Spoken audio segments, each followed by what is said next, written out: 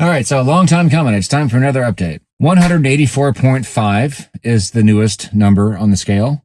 And I'm just emerging from the Christmas season now, so I'm finally kind of starting to decompress from a very intense, about a 3 week period there in December. But it's going fine. I've been maintaining my weight. I've really only twice for 2 week-long periods over the past 2 months, I've dialed myself back into losing a half a pound a week plan on Lose It.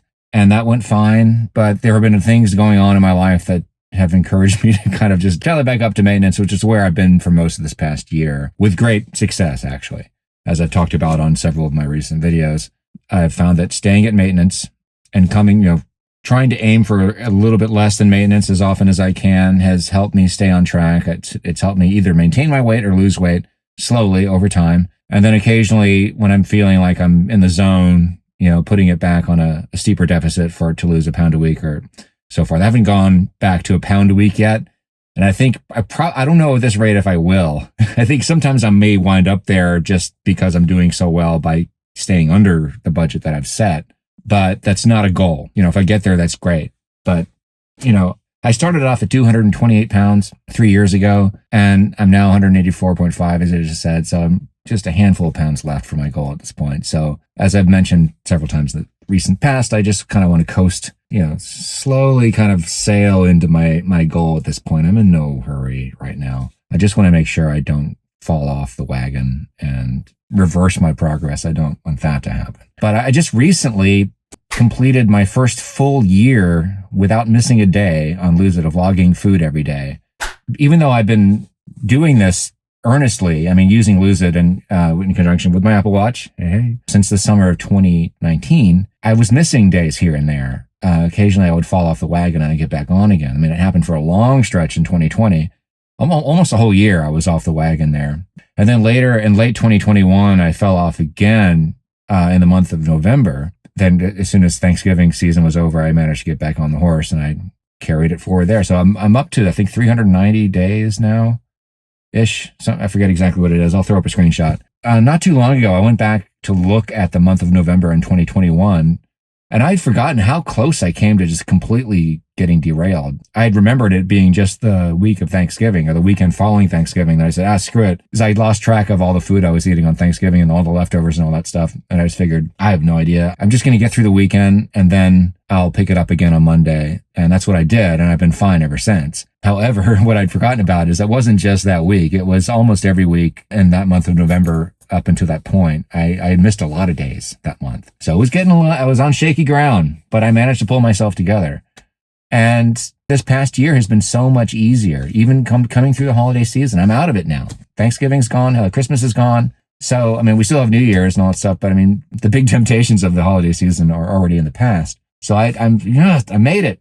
And so I was asking myself today, what has changed? Why was this so much easier for me now? Part of it, I think, is just experience that I've come so far and I have a lot more confidence now in what I'm doing and that I'm going to be able to keep doing it long term. So that's definitely a big part of it. It's just experience. But I do think, again, as I keep harping on in this channel, allowing myself to eat at maintenance on Lose It has really helped me, clearly psychologically, but I think there's got to be some kind of biochemical thing going on with the fact that I'm coming pretty close to my body's caloric needs. My body's not begging me for more calories all the time, and so I'm less stressed out.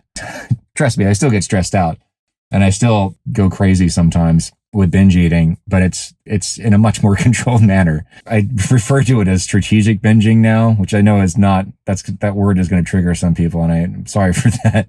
What that means for me, it's another form of portion control. It's like there are certain kinds of food I just can't keep around the house, or at least I can't keep them around the house in large quantities. That includes bread, cereal, chips, ice cream, anything that's really highly caloric. Peanut butter. I used to have peanut butter around the house a lot, and I've just recently kind of and doesn't mean I don't eat peanut butter anymore. I just buy it in smaller quantities because I discovered you can buy those 2 tablespoon packets. It's got about 220 calories of peanut butter or almond butter. That's my other new favorite I've been getting lately. So I'll buy a couple of those, and then I'm not tempted to just continue eating an entire jar of peanut butter. So things like that have helped. But it's like I'll buy something as I look. I know if I'm going to buy this, I'm going to eat the whole thing.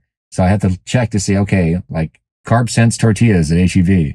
It's about 380 calories if I eat all 8 of them.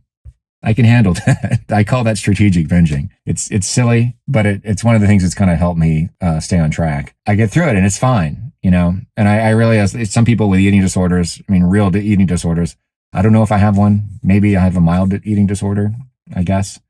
With me, it's kind of a thing like sometimes I can't stop eating something until it's gone, and that's something I've struggled with for pretty much almost my entire adult life. But this has been part of getting a handle on that is doing this by using Lose It to track my meals and becoming a lot more conscious of what it is that I'm doing to my body. Doesn't mean sometimes I eat a lot of food in a small amount of time, but I've managed to keep myself together, and I have not gone off the rails this whole past year. I've been okay. So I'm really happy with the way things are going. And I'm going to try to keep this updated more often. I realize you haven't seen me in a few weeks. And part of the reason why I pushed myself really hard on this channel through November or late November into early December, I got myself a little burnt out on it, I think. So I had to step away for a while. But I'm not abandoning this channel, just like I'm not abandoning my weight loss efforts. This is a lifestyle for me. And I really enjoy interacting with all of you on here who are tackling similar challenges. It means a lot to me when any of you, chime in and say that these videos have been helpful to you. I love hearing how y'all are doing. So tell me, we got a long road ahead of us here, people. All right. See you later. Bye.